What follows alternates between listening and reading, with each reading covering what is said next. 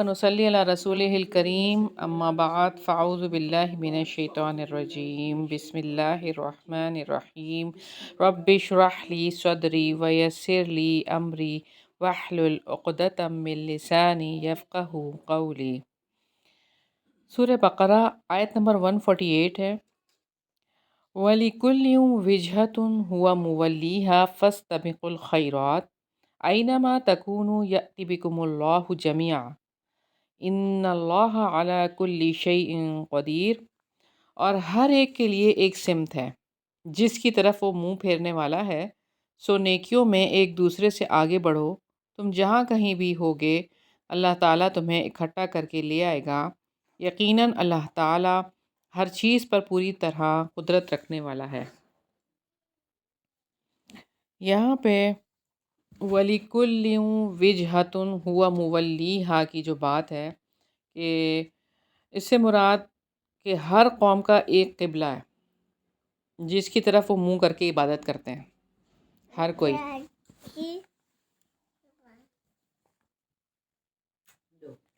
اور اس سے مراد یہ بھی ہے کہ ہر قوم کے لیے ایک شریعت ہے اور ایک راستہ مقرر کیا گیا ہے۔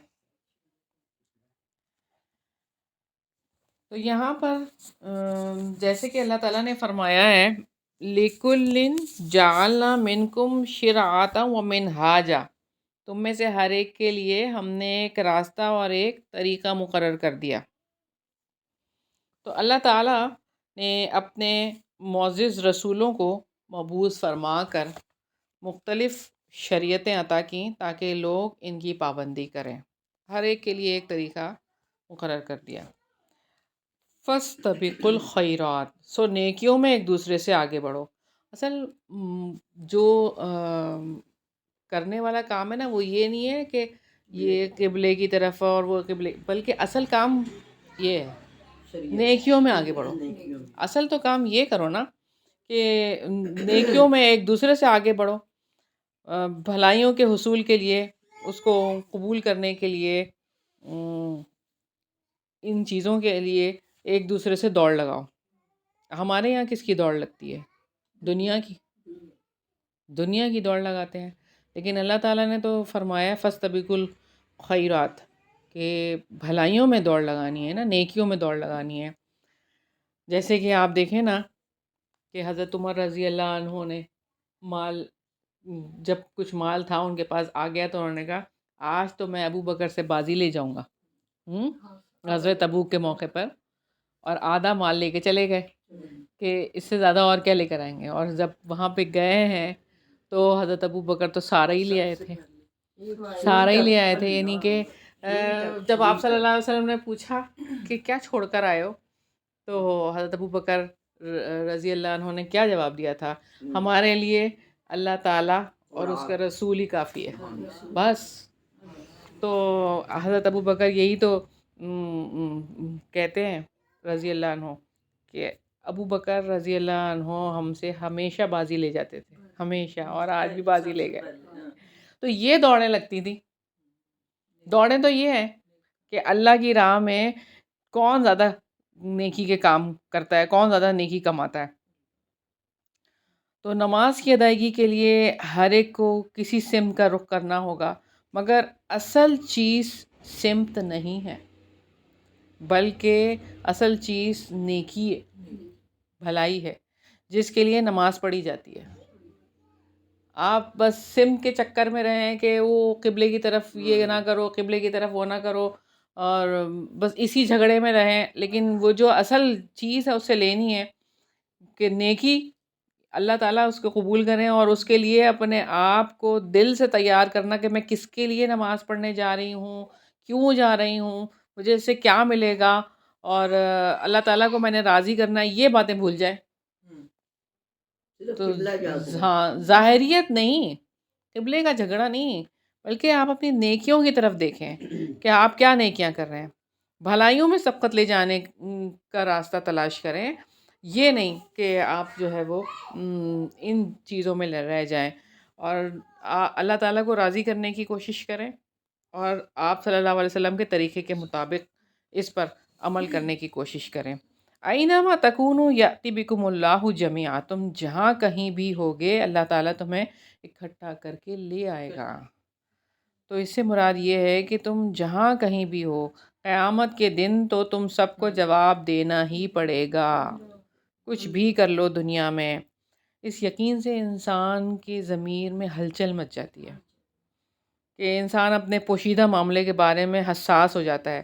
اگر میرا یہ عمل کھل جائے تو، اگر میں نے جو یہ کیا وہ سب کے سامنے کھل جائے تو برائی کرتے ہوئے انسان پھر خوف محسوس کرتا ہے، کہیں یہ نہ ہو کہ یہ برائی میری کل کو سامنے آ جائے اور میں اسی کی وجہ سے جو ہے وہ سزا کا مستحق ٹھہروں۔ ان اللہ علی کل شیء قدیر، یقیناً اللہ تعالیٰ ہر چیز پر پوری طرح قدرت رکھنے والا ہے۔ یعنی کہ اللہ تعالیٰ اس بات پر پوری طرح قدرت رکھتا ہے کہ تمہارے جسموں کو زمین سے نکال کر جمع کر دے گا، اگرچہ وہ گل سڑ گئے ہوں، اگرچہ وہ مٹی میں مل گئے ہوں، ختم ہو گئے ہوں، لیکن حشر کے میدان میں تمہیں سب کو لا کر کھڑا کر دے گا اور تمہارے ایک ایک عمل کا حساب لیا جائے گا۔ اور اسی طرح اللہ تعالیٰ نے سورہ نجم میں بھی فرمایا ہے لِيَجْزِيَ الَّذِينَ أَسَاءُوا بِمَا عَمِلُوا وَيَجْزِيَ الَّذِينَ أَحْسَنُوا بِالْحُسْنَى، تاکہ جنہوں نے برائیاں کی انہیں ان کا بدلہ دے، جو انہوں نے عمل کیا، اور جن لوگوں نے بھلائی کی انہیں بھلائی کے ساتھ بدلہ دے۔ بس بات یہی ہے کہ ہم زیادہ سے زیادہ نیکیاں کمانے والے بنیں، نہ کہ ہم برائیاں کمائیں۔ اللہ تعالیٰ نے اپنے قدیر ہونے کا شعور دلایا ہے یہاں پہ، ان اللہ علی کل شیء قدیر، اور انسان جہاں بھی ہے اللہ تعالیٰ اسے لے آئے گا۔ یہ اللہ تعالیٰ کی گرفت سے ہم سب کوئی بھی باہر نہیں ہے، اور اللہ تعالیٰ کے ارادے کو کوئی چیز بھی عاجز نہیں کر سکتی۔ ہر اس فضیلت کو اللہ تعالیٰ نے یعنی کہ اس آیت میں یہ بھی بات ہے کہ اس فضیلت کو اس فضیلت کو اختیار کرنا چاہیے جس سے کوئی عمل متصف ہو سکتا ہے، مثلا اول وقت میں نماز پڑھنا، نماز کا اول وقت، نماز تو پڑھنی ہی ہے، فرض ہے، لیکن اس میں بھی ایک فضیلت والا درجہ ہے نا کہ اول وقت، جلد ہی، جیسے ہی وقت ہو اس وقت نماز پڑھنا، یہ فضیلت والا عمل ہے۔ اور اور اگر حج فرض ہو گیا تو اس کو ڈیلے نہیں کرنا، اچھا پہلے یہ والے کام نمٹا لوں پھر میں کر لوں گی، نہیں، جیسے ہی فرض ہو گیا فوراً فرضیت ادا کریں، فوراً۔ اور زکوٰۃ جیسے ہی فرض ہو گئی فوراً اس کو ادا کر دیں، اس کے لیے انتظار نہ کریں، کیونکہ فضیلت والا کام تو یہی ہے کہ آپ فوراً کریں، تو اس کے لیے جلدی کرنا فضیلت والے کام کے لیے، جس کام میں بھی آپ فضیلت سمجھتے ہیں کہ اس میں فضیلت ہے اس کو کرنا، اور تلاش کرنا ایسے کاموں کو۔ جب ان چیزوں کے اندر ہم لگیں گے تو پھر فرصت ہی نہیں ملے گی دوسری جھگڑوں کی، دنیا داری کی، اور دوسرے جھگڑوں کی فرصت ہی نہیں ملے گی کہ جو آپس میں یہ تم نے برتن ایسے کیوں رکھ دیا تھا، یہ تم نے جھاڑو ایسے کیوں نہیں لگائی تھی، اس طرح کی فرصت ہی نہیں ملے گی باتوں کی۔ جب ہم ان کاموں میں لگ جائیں گے کہ بھئی فضیلت والا کام کون سا ہے اس کو تلاش کرتے ہیں اور وہ کر لیتے ہیں تاکہ آخرت تو بن جائے ہماری۔ اب آپ یہ بھی بات سوچیں نا کہ کوئی ایک جگہ پر کچھ دیر کے لیے آیا ہے، ٹھیک ہے نا، ہم جیسے اس دنیا میں کچھ دیر کے لیے آئے ہیں، مثال کے طور پر ایک کمرہ ہے اور اس کمرے میں آپ کو تھوڑی دیر کے لیے چھوڑا جا رہا ہے اور آپ کو کہا جا رہا ہے کہ یہاں پہ جو اچھی چیزیں ہیں نا وہ آپ اٹھا کے اپنی جیب میں بھر لیں۔ اب وہاں پہ کوئی ہیرے بھی پڑے ہوئے ہیں، کوئی کنکر بھی پڑے ہوئے ہیں، کوئی کھانے کی چیز بھی ہے، کوئی فلاں، ہر چیز موجود ہے۔ اب جس کے ذہن میں یہ ہے کہ مجھے یہاں سے باہر چلے جانا ہے اور جتنی دیر میں یہاں ہوں میں بس جمع کرتے رہوں، تو وہ جمع ہی کرتا رہے گا اچھی چیزیں۔ اور جس کے ذہن سے یہ بات نکل جائے کہ میں نے یہاں سے باہر چلے جانا ہے اور فیصلہ میرا اسی پر ہوگا جو میں چیزیں لے کر جاؤں گا، تو وہ کیا لے کے جائے گا؟ وہ پھر وہیں پر ہی بیٹھ جائے گا تھوڑی دیر کے لیے، کہے گا ایک منٹ ٹھہرو، ابھی تو میں بہت تھک گئی ہوں، میں ذرا آرام کر لوں یہاں پہ۔ اور اگر آرام کرتے رہ گئے تو پھر کیا ہوگا؟ پھر وقت نکل گیا اور آپ کو نکلنے کے لیے اس جگہ سے کہہ دیا گیا، تو آپ کے ہاتھ میں کیا ہوگا؟ آپ کہیں او میں تو سوتی رہ گئی، مجھے پتہ ہی نہیں چلا تھوڑی دیر اور دینا، ذرا 5 منٹ اور دینا، میں یہ لے لوں. کوئی نہیں وقت ملنے والا، کوئی نہیں وقت ملنے والا، بس اسی وقت آپ نے نکل جانا ہے. اس لیے فاستبقوا الخیرات، نیکیوں میں جلدی کر لیں، نیکیوں میں دوڑ لگا لیں. دوسروں کو بھی اس چیز کی ترغیب دلا دیں کہ وقت نہیں ہے، وقت نہیں ہے. کچھ نہیں پتا ہماری موت نے کب آ جانا ہے، ہم نے کب چلے جانا ہے. اگلی آیت ہے آیت نمبر 149. وَمِنْ حَيْثُ خَرَجْتَ فَوَلِّ وَجْهَكَ شَطْرَ الْمَسْجِدِ الْحَرَامِ وَإِنَّهُ لَلْحَقُّ مِنْ رَبِّكَ وَمَا اللَّهُ بِغَافِلٍ عَمَّا تَعْمَلُونَ. اور آپ جہاں سے بھی نکلیں تو اپنا چہرہ مسجد حرام کی طرف پھیر لیں، اور یقیناً آپ کے رب کی جانب سے بلا شبہ وہ حق ہے، اور جو بھی تم عمل کرتے ہو اللہ تعالیٰ اس سے ہرگز غافل نہیں ہے. تو یہاں پر اللہ تعالیٰ نے جو فرمایا وَمِنْ حَيْثُ خَرَجْتَ، اور آپ جہاں سے بھی نکلیں، یعنی اپنے سفر وغیرہ میں کہیں پہ جاتے ہوئے، اور پھر فولی وجہ کا شطر المسجد الحرام، تو اپنا چہرہ کدھر کر لیں؟ مسجد حرام کی طرف. اس میں نبی پاک صلی اللہ علیہ وسلم سے خطاب ہے کہ قبلے کی تبدیلی کا معاملہ صرف مدینہ تک محدود نہیں ہے، بلکہ مستقل ہے، مستقل حکم ہے. یعنی اب قبلہ ہر جگہ، ہر مقام، ہر حال میں بیت اللہ ہی کا ہوگا. لہٰذا اپنا رخ نماز میں کس کی طرف کرنا ہے؟ کعبے کی طرف کرنا ہے. آپ دنیا میں جہاں کہیں پر بھی چلے جائیں، آپ نے رخ کدھر کرنا ہے؟ کعبے کی طرف کرنا ہے. اور مسجد حرام کو قبلہ مقرر کرنا اللہ تعالیٰ کی نعمت اسلام کی تکمیل کی علامت تھی، کہ اسلام نافذ ہو گیا ہے اور یہ مکمل ہو گیا ہے دین. اب یہی قبلہ رہے گا، اس کے بعد اب تبدیل نہیں ہوگا. تو بندوں کے لیے اللہ تعالیٰ کی جانب سے سب سے بڑی بھلائی اسلام کے لیے مرکز متعین ہونے کی علامت تھی. یہ مرکز ہے، کعبہ مرکز بنایا گیا کہ یہ آپ کا مرکز ہے. سیدنا ابراہیم علیہ السلام اور سیدنا اسماعیل علیہ السلام کی دعا کے مطابق آخری نبی کے آنے کی یہ علامت تھی. جب انہوں نے دعا مانگی تھی نا حضرت ابراہیم علیہ السلام نے کہ ہم میں سے انہی میں سے ایک ایسا نبی بھیج جو ان کو آپ کی آیات پڑھ کر سنائیں اور ان کا تزکیہ کریں اور ان کو حکمت کی تعلیم دیں، تو اللہ تعالیٰ نے وہ بات یہاں پر پوری کر دی. اس کی یہ علامت تھی. تو یہ اللہ تعالیٰ کی جانب سے آخری ہدایت کا دروازہ کھلنے کی علامت تھی کہ بس اب آخری نبی آ گئے ہیں.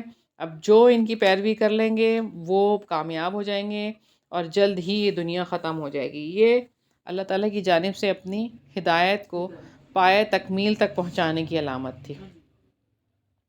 وَإِنَّهُ لَلْحَقُّ مِنْ رَبِّكَ، اور یقیناً آپ کے رب کی جانب سے بلا شبہ وہ حق ہے. قبلے کی تبدیلی کا حکم ہے کہ وہ آپ کے رب کی طرف سے حق ہے، اس میں ادنا سے شبے کی بھی کوئی گنجائش نہیں ہے کہ یہ تو اللہ کی طرف سے حق ہے، کسی انسان کی بات نہیں ہے. اور یہ وَمَا اللَّهُ بِغَافِلٍ عَمَّا تَعْمَلُونَ کی بات فرمائی اللہ تعالیٰ نے. اللہ تعالیٰ تو غافل نہیں ہے کسی بھی طرح سے، تمہارا جو بھی عمل ہو. مسجد حرام کی طرف رخ پھیرنے کا حکم دے کر اللہ تعالیٰ نے یہی شعور دلایا ہے کہ اللہ تعالیٰ غافل نہیں ہے اس چیز سے کہ تم کیا کر رہے ہو، لہٰذا فوراً اپنا رخ اس طرف کر لو. اللہ تعالیٰ نے اپنے باخبر ہونے کی طرف یہ بات فرمائی ہے کہ خیر کی طرف آپ آ جائیں، یہ سارا کچھ خیر ہی ہے. اور اللہ تعالیٰ کی مخالفت سے یا کسی کی بھی اپنی مخالفت سے بھی اللہ تعالیٰ نے ڈرایا ہے کہ اللہ تعالیٰ کی مخالفت کرو گے تو پھر اللہ تعالیٰ تو دیکھ رہا ہے. آیت نمبر 150 ہے وَمِنْ حَيْثُ خَرَجْتَ فَوَلِّ وَجْهَكَ شَطْرَ الْمَسْجِدِ الْحَرَامِ وَحَيْثُ مَا كُنْتُمْ فَوَلُّوا وُجُوهَكُمْ شَطْرَهُ لِأَلَّا يَكُونَ لِلنَّاسِ عَلَيْكُمْ حُجَّةٌ إِلَّا الَّذِينَ ظَلَمُوا مِنْهُمْ فَلَا تَخْشَوْهُمْ وَاخْشَوْنِي وَلِأُتِمَّ نعمتی علیکم وَلَعَلَّكُمْ تَهْتَدُونَ. اور جہاں سے آپ نکلیں سو اپنا چہرہ مسجد حرام کی جانب پھیر لیں، اور تم جہاں بھی کہیں ہو سو اپنے چہرے اسی کی طرف پھیر لو، تاکہ لوگوں کے پاس تمہارے خلاف کوئی حجت نہ رہے مگر ان میں سے جن لوگوں نے ظلم کیا ہے. چنانچہ تم ان سے مت ڈرو اور مجھ ہی سے ڈرو، اور تاکہ میں اپنی نعمت تم پر پوری کروں اور تاکہ تم ہدایت پاؤ۔ تو یہاں پر یہ بات ہے کہ جہاں سے بھی نکلیں آپ اپنا چہرہ مسجد حرام کی طرف پھیر لیں۔ اس سے مراد یہ ہے کہ اپنے سفروں میں خواہ قریب کے مقام پر ہوں یا دور کے مقام پر، نماز میں بیت اللہ کی طرف ہی رخ کریں۔ اور دوسری بات، وَحَيْثُ مَا كُنْتُمْ فَوَلُّوا وُجُوهَكُمْ شَطْرًا، یعنی یہ حکم سب کے لیے ہے اور ہر مقام کے لیے ہے۔ دوبارہ اللہ تعالیٰ نے اس بات کو یہاں پر فرمایا ہے تاکید کے لیے۔ پھر اللہ تعالیٰ فرما رہے ہیں قَدْ نَرَى تَقَلُّبَ، پہلے حکم آیا تھا یہ جو ہم نے پہلے پڑھا تھا، ٹھیک ہے، کہ اللہ تعالیٰ بار بار آپ کا اٹھنا دیکھتے ہیں۔ اللہ تعالیٰ نے آپ کی دعا اور دعا کی قبولیت کا بیان کیا تھا کہ یہ پھر دوسرا حکم آیا وَمِنْ حَيْثُ خَرَجْتَ کی بات آئی کہ رسول کی چاہت ہے، ہماری چاہت کے خلاف نہیں تھی، اور حقیقی قبلہ تو یہی تھا جو آپ صلی اللہ علیہ وسلم کی چاہت تھی۔ پھر تیسرے حکم میں یہودیوں کے اعتراض کا جواب تھا کہ تمہاری کتابوں میں بھی لکھا ہوا ہے کہ آپ کو بیت المقدس سے قبلے کی طرف پھیر دیا جائے۔ اچھا، اب یہاں پر یہ بات ہے، اللہ تعالیٰ فرما رہے ہیں لِأَلَّا يَكُونَ لِلنَّاسِ عَلَيْكُمْ حُجَّةٌ، تاکہ لوگوں کے پاس تمہارے خلاف کوئی حجت نہ رہے۔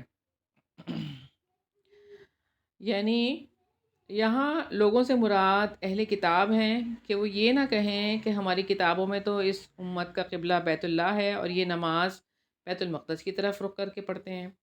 اگر یہ صفت پوری نہ ہوتی تو یہود مسلمانوں سے یہ کہہ سکتے تھے کہ تم وہ امت نہیں ہو۔ تو اللہ تعالیٰ نے ان کی کتابوں میں جو لکھا تھا، اللہ تعالیٰ تو سب سے سچے ہیں، اللہ تعالیٰ کی بات تو سچی ہے، اور اللہ تعالیٰ نے اگر یہ کہا تھا تو یہ تو ہونا ہی تھا، یہ تو ہونا ہی تھا نا۔ إِلَّا الَّذِينَ ظَلَمُوا مِنْهُمْ، مگر ان میں سے جن لوگوں نے ظلم کیا، یعنی یہاں پہ ظالموں سے مراد کون ہے؟ مشرکین عرب۔ اور مشرک نبی صلی اللہ علیہ وسلم پر یہ اعتراض کرتے تھے کہ تم تو یہ دعویٰ کرتے ہو کہ ہم دین ابراہیم پر ہیں، مگر ان کا قبلہ تو تم نے چھوڑ دیا۔ اب ان کی دلیل باطل ہو گئی۔ اب کیا ہوا؟ اب ان کو پتہ چل گیا کہ یہ تو اس پہ ہی آ گئے ہیں۔ اور مگر مشرک نے جب یہ بھی دیکھ لیا پھر بھی نہیں مانے، پھر بھی نہیں مانے، کیونکہ ان کو بھی حسد تھا نا، ان کو بھی حسد تھا، حسد کی وجہ سے پہچان تو گئے لیکن حسد کی وجہ سے نہیں مانے۔ فلا تخشوہم، چنانچہ تم ان سے مت ڈرو۔ اب کوئی اگر نہیں آپ کو فالو کرنا چاہتا، آپ حق پر ہیں، پھر بھی آپ کی بات کوئی نہیں مانتا اور آپ کو ڈراتا ہے یا دھمکاتا ہے یا کسی طرح سے ہم آپ کو قتل کر دیں گے، ہم آپ کو یہ کر دیں گے، تو ڈرنے کی ضرورت ہی نہیں ہے اس سے۔ اللہ تعالیٰ نے کیا فرمایا ہے؟ فلا تخشوہم، آپ ان سے مت ڈریے، مت ڈریے۔ کہ مسلمانوں نے یہاں پر یہ بات ہے کہ مشرکوں کی پرواہ نہیں کریں جنہوں نے کہا کہ مسلمانوں نے ہمارا قبلہ اختیار کر لیا تو ہمارا دین بھی اختیار کر لیں گے، ایسے آپ نے نہیں ڈرنا۔ وخشونی، اور مجھ سے ڈرو، یعنی پرواہ کرنی ہے تو کس کی کرنی ہے؟ اللہ تعالیٰ کی پرواہ کرنی ہے، اور اللہ تعالیٰ کی یہ شان ہے کہ اس سے ڈرا جائے اور اس کے سوا کسی کی پرواہ نہیں کی جائے، چاہے کچھ ہو جائے۔ انسانوں کو خوش کرتے کرتے اللہ کو ناراض نہیں کرنا کسی بھی طرح سے، کہ انسان خوش ہو جائے۔ انسانوں نے کبھی خوش نہیں ہونا، کبھی بھی خوش نہیں ہونا، کچھ نہ کچھ کہتے ہی رہنا ہے۔ لیکن اللہ تعالیٰ تو ہمارا رب ہے، وہ چاہتا ہے کہ ہم اسی سے ڈر کے رہیں اور اسی کی مان کے رہیں۔ تو انسانوں کا ڈر انسان کو سوائے بے چینی کے، اضطراب کے، پریشانی کے، خوف کے کچھ بھی نہیں دیتا انسانوں کا ڈر، اور بھلائی کے کاموں سے روک دیتا ہے انسانوں کا ڈر۔ آپ کوئی نیک کام کرنے لگے اس سے روک دیتا ہے، اور اللہ تعالیٰ سے اس کا تعلق پھر درست نہیں رہتا۔ جب آپ انسانوں سے ڈرنا شروع کر دیں تو پھر کیا ہوتا ہے کہ پھر آپ گئے، پھر اللہ تعالیٰ سے تعلق آپ کا اتنا مضبوط نہیں ہوتا۔ تو اللہ تعالیٰ کے خوف کی وجہ سے انسان برائیوں سے رک جاتا ہے. جب اللہ کا خوف ہوگا نا تو برائی نہیں کریں گے اور لوگوں کا خوف بھی نہیں کھائیں گے. اور پھر یہ کہ مصیبت سے نکلنے کا ذریعہ بن جائے گا اللہ تعالیٰ کا خوف، اور قیامت کے دن کی ہولناکی اور جہنم کی آگ سے نجات ملے گی. اور پھر یہ بات ہے کہ خوف الہی سے اللہ تعالیٰ کی رضا، اس کی رحمت، مغفرت اور جنت حاصل ہوگی. اور پھر یہ بات ہے کہ اللہ تعالیٰ نے یہ فرمایا ہے کہ اللہ تعالیٰ سے خوف رکھنا اس بات کی ضمانت ہے کہ انسان کو ہر دوسرے خوف سے بے نیاز کر دیتا ہے. تو اللہ تعالیٰ کا خوف کیسے پیدا ہو؟ ہم کیسے پیدا کریں اپنے اندر اللہ تعالیٰ کا خوف؟ کہ سب سے پہلی بات تو یہ ہے کہ موت کے معاملات اور آخرت کے حالات پر آپس میں بات چیت کریں. اور یہ مطلب ایک سٹنگ ہونی چاہیے کہ اسی کے اوپر ہی ہم بات کرتے رہیں موت کے حوالے سے اور اس طرح سے. تو یہ ایک خوف رہتا ہے کہ بھئی ہمیں جانا ہے، جا کے ہمیں جواب بھی دینا ہے. تو یہ اللہ تعالیٰ کا خوف پیدا کرتی ہیں یہ چیزیں. پھر کائنات میں غور و فکر کرنا، بھئی جیسے درخت نکلتے ہیں اب، پتے کیسے جھڑنے والے ہیں اب، اور خزاں کا موسم آنے والا ہے، اور کس طرح سے پھل کیسے پکتا ہے. جی بالکل. اور پھر اسی طرح سے اگر آپ رات کو دیکھیں ستارے کیسے ٹمٹماتے ہیں اور کیسے جیسی صبح ہوتی ہے وہ سب غائب ہو جاتے ہیں. مطلب یہ چیزیں جو غور و فکر کرنے والی ہیں، اس کے اوپر غور و فکر کرنا اور پھر اپنی موت کو یاد کرنا کہ دیکھیں رات چلی گئی، یعنی رات کو موت ہو گئی نا، اس کا مطلب دن آیا، دن آگے نکل گیا، وہ اب نظر ہی نہیں آ رہی کہاں چلے گی. اسی طرح سے میں بھی کسی دن نہیں نظر آؤں گی، میں بھی چلی جاؤں گی، ہوں گی ہی نہیں میں. اور جیسے پتے جھڑ گئے ہیں میں بھی اسی طرح سے ختم ہونے والی ہوں. تو یہ غور و فکر کرنا ہے. تو اس طرح سے خوف محسوس ہوتا ہے اور پھر انسان نیک کام کرنے کے لیے تیار ہوتا ہے. اور پھر یہ کہ قرآن مجید پر غور و فکر کرنے سے، جب آپ قرآن پڑھتے ہیں نا تب بھی ایسا ہوتا ہے. اور پھر اللہ تعالیٰ کی عظمت کی یاد دہانی، جیسے ہم اللہ تعالیٰ کی صفات پڑھتے ہیں. ابھی ہم پڑھ کے بیٹھے ہیں قدیر کو، جو اس طرح سے اللہ تعالیٰ کی صفات جب پڑھتے ہیں نا قرآن مجید میں تو بہت زیادہ اس چیز سے بھی خوف پیدا ہوتا ہے. اور نبی پاک صلی اللہ علیہ وسلم کی سیرت کا مطالعہ کرنے سے، ان کی احادیث کو پڑھنے سے اور اس پر غور و فکر کرنے سے اور اپنے گناہوں کو یاد کر کے توبہ کرنے سے، کہ انسان اپنے گناہوں کو یاد کرے اور توبہ کرے تو اللہ تعالیٰ کا خوف پیدا ہوتا ہے. اور پھر یہ کہ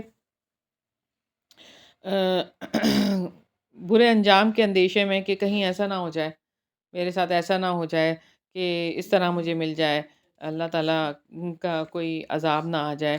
تو خوف الہی رکھنے والوں کی سیرت کا مطالعہ کرنے سے، یعنی اب آپ یہ دیکھیں کہ فلاں صحابی نے کیسے انہوں نے کیسے اپنے اوپر طاری کیا تھا اور کیسے وہ اللہ تعالیٰ کی حکموں کو پورا کرتے تھے. اور مطلب ان کا مطالعہ اپنے اس میں رکھیں، اور انبیاء علیہ السلام کے حوالے سے بھی. تو اللہ تعالیٰ فرما رہے ہیں وَلِأُتِمَّ نِعْمَتِي عَلَيْكُمْ، تاکہ میں اپنی نعمت تم پر پوری کر دوں. تو کعبے کو قبلہ بنا کر میں اپنی نعمت یعنی شریعت مطہرہ تم پر ہر طرح سے مکمل کرنا چاہتا ہوں. اللہ تعالیٰ کا یہ ہے. اور اس سے یہ یقین ملتا ہے کہ اللہ تعالیٰ اپنا دین ہر پہلو سے مکمل کرنا چاہتے ہیں. تو نعمتوں کا اتمام جنت میں داخلہ ہے. جب نعمت پوری ہو جائے تو پھر جنت میں داخلہ ملتا ہے. تو نعمت سے مراد امامت اور پیشوائی ہے. یعنی اللہ تعالیٰ نے بنی اسرائیل سے امامت لے کر، یہ نعمت لے کر امت مسلمہ کو دے دی ہے، تاکہ اب ساری انسانیت کو اللہ تعالیٰ کے راستے اور نیکی کے راستے پر چلانے کی خدمت اس امت کے سپرد کر دی ہے. اللہ تعالیٰ نے اپنی نعمت کی تکمیل کے لیے اپنے رسول محمد رسول اللہ صلی اللہ علیہ وسلم کو مبعوث فرمایا، جو اللہ تعالیٰ کی آیات کی تلاوت کرتے تھے، ان کی تعلیم دیتے تھے تاکہ لوگ ہدایت پائیں. وہ لوگوں کے نفوس کا تزکیہ کرتے تھے تاکہ وہ جنت میں داخلے کے قابل ہو جائیں. لعلکم تہتدون، تاکہ تم ہدایت پاؤ. تو اللہ تعالیٰ سے ڈرنے والوں کو ہی ہدایت کا راستہ ملتا ہے. جو اللہ تعالیٰ سے ڈرتے ہیں ان کو ہی ہدایت کا راستہ ملتا ہے. ڈرنا یہ نہیں ہوتا کہ بندہ استغفر اللہ استغفر اللہ استغفر اللہ کہتا رہے. یہ تو جھوٹوں کا استغفار ہو گیا. ڈرنا تو یہ ہے کہ بندہ اپنے دل میں یہ بات رکھے کہ میں اللہ سے معافی مانگ رہا ہوں، اور پھر یہ کہ اللہ تعالیٰ چاہیں تو مجھے پکڑ سکتے ہیں، اور اس کو فیل کرتے ہوئے یہ کام کرے، تبھی یہ ہوتا ہے. ظاہری طور پر یہ نہیں کہ میں تو بہت ڈر لگتا ہے اور سارے وہی کام کیے جا رہے ہیں جو برائی کے کام ہے، اور پھر یہ بھی ساتھ میں کہتے ہیں مجھے بہت ڈر لگتا ہے. اس کو ڈرنا تو نہیں کہتے ہیں. ڈرنا تو اس کو کہتے ہیں کہ جو انسان ڈر کی وجہ سے وہ ساری برائی کے کام چھوڑ دے اور نیکیوں کی طرف لگ جائے. تو اسباب اللہ تعالیٰ ہدایت کے اسباب آسان فرما دیتے ہیں اس شخص کے لیے، اور ہدایت کے راستوں پر چلنے کے بارے میں آگاہ فرما دیتے ہیں، اور ان کے لیے ہدایت کو پوری طرح اللہ تعالیٰ واضح کر دیتے ہیں. ان میں سے ایک طریقہ یہ بھی ہے کہ اللہ تعالیٰ اہل انات کو حق کی مخالفت پر مقرر کر دیتا ہے، چنانچہ وہ حق کے بارے میں جھگڑتے ہیں جس سے حق واضح ہو جاتا ہے اور حق کی نشانیاں اور علامتیں ظاہر ہو جاتی ہیں. اب کچھ لوگ ہیں جو کہ نہیں چاہتے کہ حق نکلے، وہ خاموشی سے اپنا کام کر رہے تھے. جب ان کو زد و کوب کیا گیا تو ساری دنیا کو پتہ چل گیا کہ یہ کیا ہو رہا ہے، اور پھر سب نے تحقیق کری، پتہ چلا کہ یہ حق ہے. جیسے 9/11 پہ آپ دیکھیں کہ وہ جو انہوں نے بوم بلاسٹ ہوئے تھے وہاں پہ بلڈنگز پہ، اس کے نتیجے میں افغانستان پہ حملہ ہوا تھا. اچھا، پھر وہاں پہ کیا ہوا کہ جب لوگوں کو اسلام کو ٹیررسٹ قرار دیا گیا اس طرح سے، لیکن وہاں کے لوگوں نے کیا کیا، اسلام کو پڑھنے کی کوششیں شروع کر دیں. اور وہاں پر میری خود کسی خاتون سے بات ہوئی تھی جو امریکہ سے آئی تھیں، تو انہوں نے کہا اس دور میں ہم وہاں پہ تھے، یعنی جب یہ ہوا تھا حادثہ، تو کس طرح سے وہاں کے مسلمانوں نے جا جا کے خون دیا تھا نا.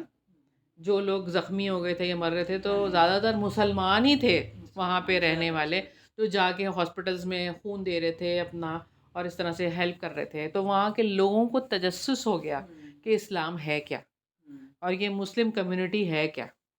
تو وہاں پہ انہوں نے ایک بہت بڑا سیمینار کیا تھا، اور سیمینار کر کے انہوں نے کہا تھا ہم نے قرآن کی جو ہے نا بہت زیادہ تعداد میں نا انگلش میں ٹرانسلیشن پرنٹ کروا کے تقسیم کیے تھے. تو کہنے لگے کہ ہمارے تو اتنے ٹرانسلیشن چلے گئے تھے، ختم ہو گئے تھے، لوگ پھر بھی مانگنے آ جاتے تھے کہ ہمیں دے دیں، ہم نے پڑھنا ہے. اور کتنے لوگ اس کے بعد مسلمان ہوئے تھے پڑھ کے.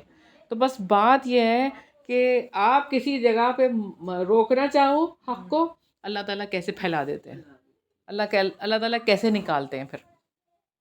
بس یہی بات ہے کہ اللہ تعالیٰ باطل کو نیست و نابود کر دیتے ہیں اور حقیقت کو کیسے سامنے لے کر آتے ہیں اللہ تعالیٰ. پھر اگر باطل حق کے مقابلے میں کھڑا نہ ہو تو بسا اوقات اکثر مخلوق پر باطل کا حال واضح نہ ہو، یعنی پتہ ہی نہیں چلے گا نا کہ باطل کون ہے. ہم سمجھیں گے وہ تو بہت اچھے ہیں، لیکن جب وہ باطل قوت بن کے سامنے کھڑا ہو جاتا ہے تو ہم کہتے ہیں اوہو، اس کو تو ہم اتنا اچھا سمجھ رہے تھے، یہ تو حق کے خلاف ہو گیا. تو یہ اللہ تعالیٰ نے اپنی ایک بات رکھی ہے کہ اگر رات نہ ہوتی تو دن کی فضیلت کا اعتراف ہی نہ ہوتا، پتہ ہی نہیں چلتا نا. تو اگر قبیح اور بدصورت نہ ہو تو خوبصورت کی فضیلت ہی نہیں معلوم ہو سکتی، اور اگر اندھیرا نہ ہو تو روشنی کے فوائد کیسے پہچانے جا سکتے تھے. تو اس لیے اگر باطل نہ ہو تو حق واضح طور پر کیسے ظاہر ہوتا. تو اللہ تعالیٰ ہی ہے ہر قسم کی تعریف کا مستحق، بس اللہ تعالیٰ ہی ہے. تو اس آیت کے اختتام پر تحویل قبلہ کے 2 خاص مقاصد بیان کیے گئے ہیں. ایک تو یہ کہ دین ہر پہلو سے مکمل ہو چکا ہے، اور دوسرا مقصد یہ کہ تم ہدایت پا جاؤ. اور نفع مند علم اور عمل صالح کی توفیق کو کہتے ہیں ہدایت. شاید کہ تم حق کو جانو اور اس پر عمل کرو. سبحانک اللہم و بحمدک، نشہد ان لا الہ الا انت، نستغفرک و نتوب الیک. السلام علیکم ورحمۃ اللہ وبرکاتہ. ويل لكل وجهة هو موليها فاستبقوا الخيرات أينما تكونوا يأت بكم الله جميعا إن الله على كل شيء قدير ومن حيث خرجت فول وجهك شطر المسجد الحرام وإنه للحق من ربك وما الله بغافل عما تعملون ومن حيث خرجت فول وجهك شطر المسجد الحرام وحيث ما كنتم فولوا وجوهكم شطره لئلا يكون للناس عليكم حجة إلا الذين ظلموا منهم فلا تخشوهم واخشوني ولأتم نعمتي عليكم ولعلكم تهتدون